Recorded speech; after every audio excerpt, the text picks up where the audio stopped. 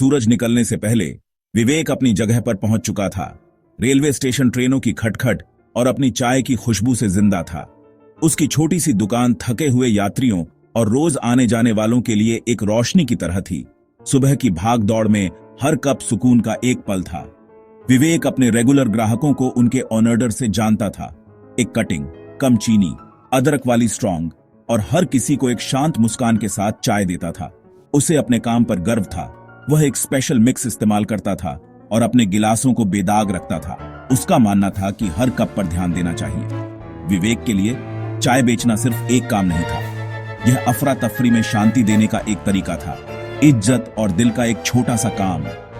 उसे अभी तक पता नहीं था, लेकिन यह सीधी सादी सोच स्टेशन से भी आगे के भविष्य को आकार दे रही थी। एक बिजी सुबह कुर्ते में एक थका हुआ आदमी विवेक की दुकान पर आया और चुपचाप एक चाय ऑर्डर की। एक घूंट पीने के बाद आदमी का चेहरा नरम हो गया और वह वहीं रुक गया। विवेक को शांति और ध्यान से काम करते हुए देखने लगा। आप सिर्फ चाय नहीं बेच रहे हैं, आदमी ने कहा, आप शांति का एक पल दे रहे हैं। लोग आपकी दी हुई गर्माहट को याद रखते हैं, सिर्फ स्वाद को नहीं। विवेक इन शब्दों से हैरान रह गया। किसी ने उसके काम को इस तरह से कभी नहीं देखा था। आदमी ने आगे कहा, अपने काम को कभी छोटा मत समझो।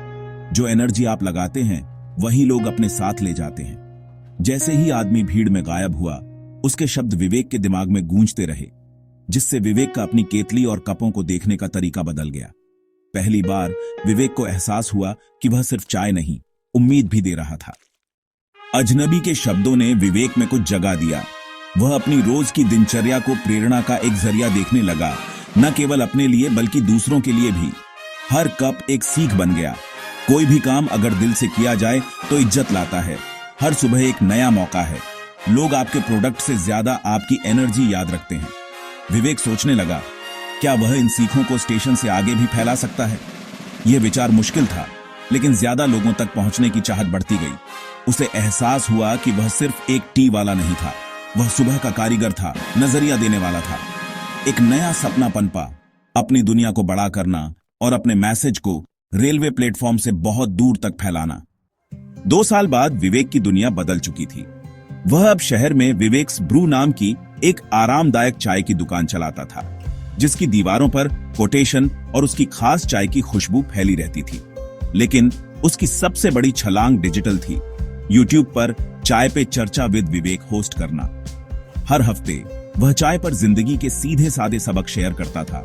छोटे कामों में इज्जत, एक नए दिन की ताकत, पॉजिटिव एनर्जी का असर। दर्शकों से कमेंट्स की भरमार आ गई, जो बिजनेस शुरू करने या मुश्किल दिनों का उम्मीद से सामना करने के लिए प्रेरित हुए थे। विवेक हर मैसेज पढ़ता था, शुक्रगुजार था कि उसकी कहानी अब हजारों लोगों को छू रही थी। वह अभी भी सूरज निकलने से पहले उठता था, वीडियो प्लान करता था और चाय बनाता था। स्टेशन पर अपनी जड़ों को कभी नहीं भूलता था। चाहे अपनी दुकान में हो या ऑनलाइन, विवेक गर्माहट और नजरिया देता था। एक कप, एक वीडियो, एक बार में। पीछे मुड़कर देखें तो विवेक ने अपनी यात्रा को 3 सीखों में बांटा। पहली, कोई भी काम अगर इज्जत से किया जाए तो उसमें इज्जत होती है। बेहतरीन होना ओहदे के बारे में नहीं, बल्कि दिल के बारे में है। दूसरी, हर सूरज का उदय एक नया मौका है। बदलाव की शुरुआत एक कदम से होती है। तीसरी, लोग आपके प्रोडक्ट से ज्यादा आपकी एनर्जी याद रखते हैं। सच्चा रिश्ता ही टिकाऊ होता है।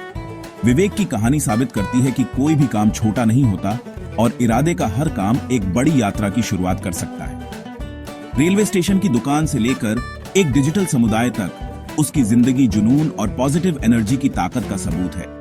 बस एक कप चाय और उससे आगे सपने देखने की हिम्मत की जरूरत थी।